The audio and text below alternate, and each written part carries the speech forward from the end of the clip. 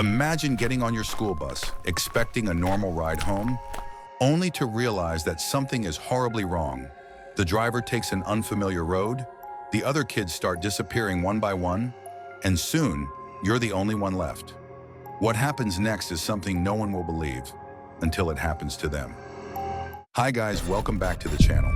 In today's video, we're diving into 3 terrifying real-life school bus encounters that left those involved scarred for life. If you think your ride to school was bad, just wait until you hear these stories. Story 1, The Wrong Turn by Emily Patterson. It happened in October 2022, just a few months before graduation. I took the same school bus home every day, a short 20-minute ride through familiar streets. But on this particular afternoon, something was off from the moment I stepped on board. The usual driver, Mr. Bennett, was missing. In his place sat a man I had never seen before. Mid-50s, thin gray hair, pale leathery skin. He didn't greet us like Mr. Bennett always did, just stared at the road ahead, gripping the wheel with knuckles so tight they looked almost bone white.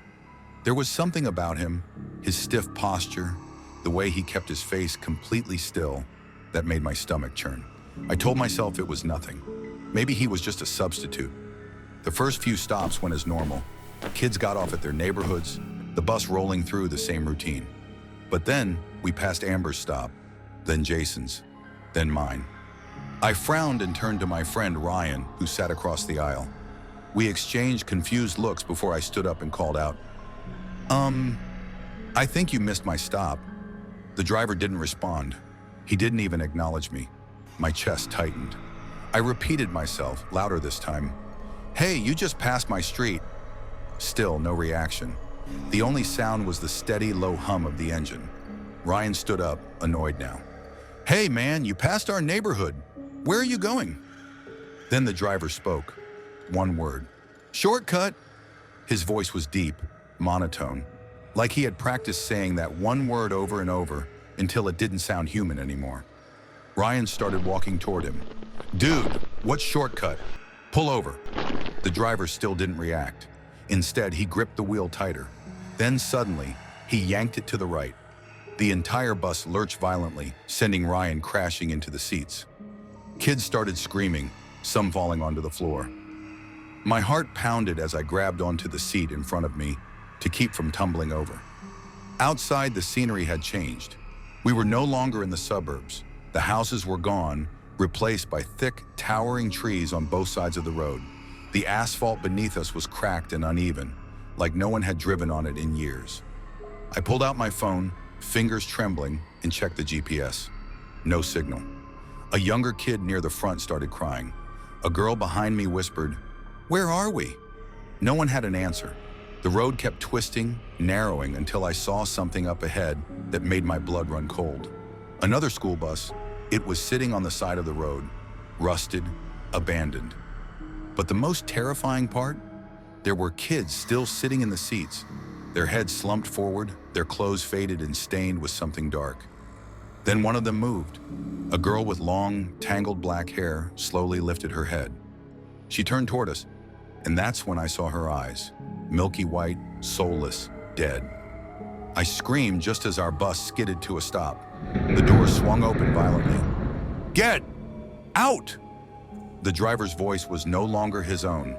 It was distorted, layered, as if multiple voices were speaking at once. I didn't hesitate.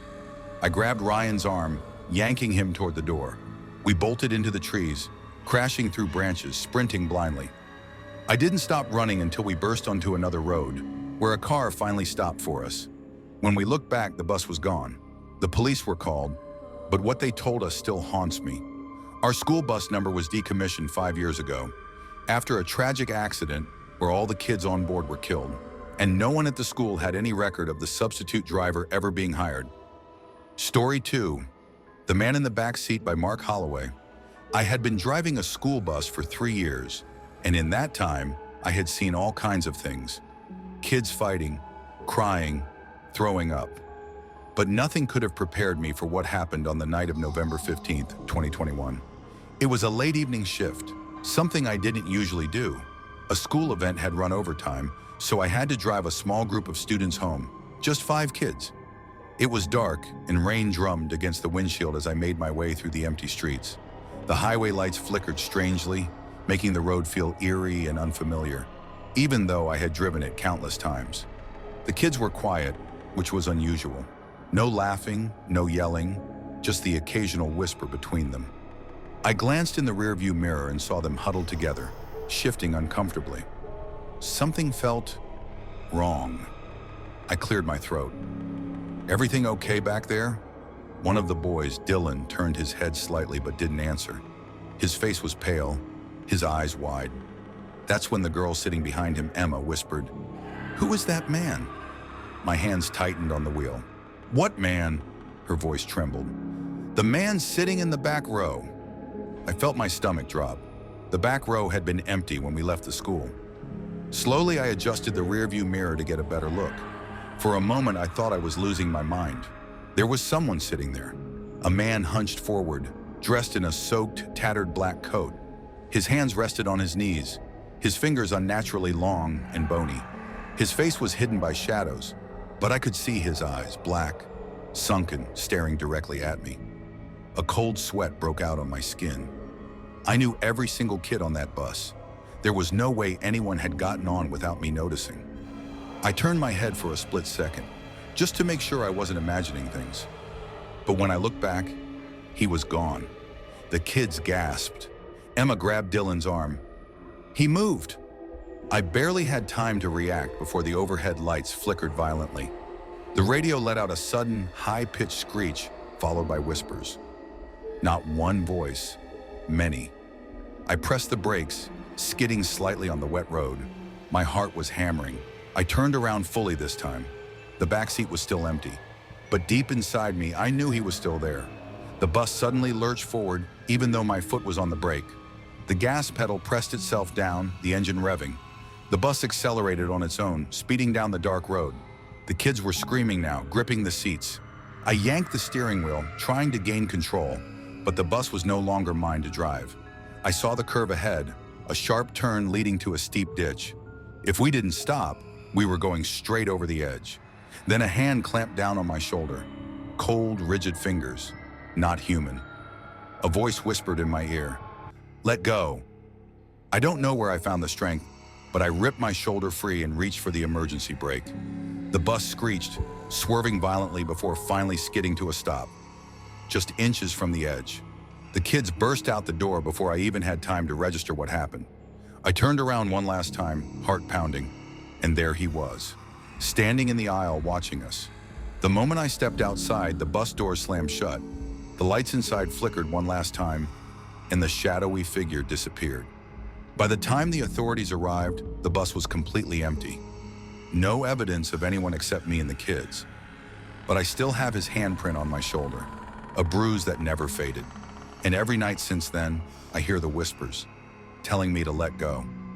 Story 3, The Last Stop by Olivia Patterson. I had just started my job as a school bus driver in the fall of 2022. I wasn't new to driving, but something about transporting kids every morning and evening felt different, like a responsibility that went beyond just the road. Everything was normal for the first few weeks, the same smiling faces, the same quiet chatter, the same routine. But that all changed on a cold October evening when I was assigned to a different route, a last-minute replacement for a driver who had called in sick.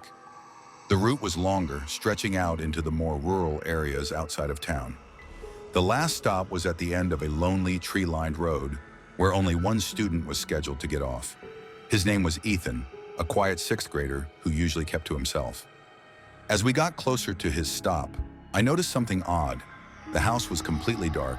No porch lights, no sign of movement inside. Just a tall, shadowed structure surrounded by towering trees. I pulled up to the stop and looked at Ethan through the rearview mirror. He was staring out the window, completely still. "Ethan, we're here," I called. He didn't move. A strange feeling crept up my spine. I turned in my seat to face him directly. His face was pale, his eyes locked onto something outside. Slowly, I followed his gaze. That's when I saw her, a woman standing in the distance just beyond the trees. She was facing the bus, but something was wrong. Her posture was rigid, her head tilted at an unnatural angle. She was wearing what looked like a long white nightgown, but the fabric was dirty, torn. Her hands hung limply at her sides. "Ethan," I said again, my voice tightening. "Do you know her?" Finally, he turned to me, his expression blank. "She wants me to come home." Something about the way he said it sent a chill through my entire body. I looked back at the house, still dark, still lifeless. Then, the woman took a step forward. The motion was jerky, unnatural, almost as if she were being pulled by invisible strings. Another step, then another. She wasn't walking, she was gliding. The other kids on the bus were silent now, their eyes wide with fear. "Ethan, stay here," I ordered. My instincts screamed that something wasn't right, but before I could stop him, Ethan stood up and walked down the aisle. I reached for the bus doors, intending to lock them, but they slammed open on their own. A rush of freezing air swept through the bus, carrying a scent that made my stomach turn, like rotting flowers and damp earth. Ethan stepped down onto the pavement. The woman stopped just a few feet away from him. For a moment, neither of them moved. Then slowly, she lifted her arm and pointed toward the house. "Ethan!" I shouted. I jumped up from my seat, ready to run after him. But the second my foot touched the ground, the bus engine shut off. The lights flickered. And when they came back on, Ethan was gone. I spun around, searching the yard, the trees, even the dark windows of the house. Nothing. Just silence. Then, a whisper. Low, raspy, coming from behind me. I turned around and nearly stumbled back. The woman was now right at the doors of the bus, inches from me. Her face was horribly wrong, her mouth stretched too wide, her eyes hollow and black. "He's home now," she whispered, and then she disappeared, vanished into the darkness as if she had never been there. The bus engine roared back to life on its own. The doors shut, the lights stabilized, but Ethan was never seen again. The next morning, the authorities went to the house. It had been abandoned for over a decade. The family that used to live there? All gone. No records of a boy named Ethan. No signs that anyone had ever been dropped off there before. And yet his backpack was found sitting on the steps. Thanks for watching. If you like this video, please like, share, and subscribe to our channel for more creepy stories. Which of these stories gave you a chilling experience? Let us know. Until next time, stay curious, stay safe, and remember, sometimes the scariest stories are the ones that are real.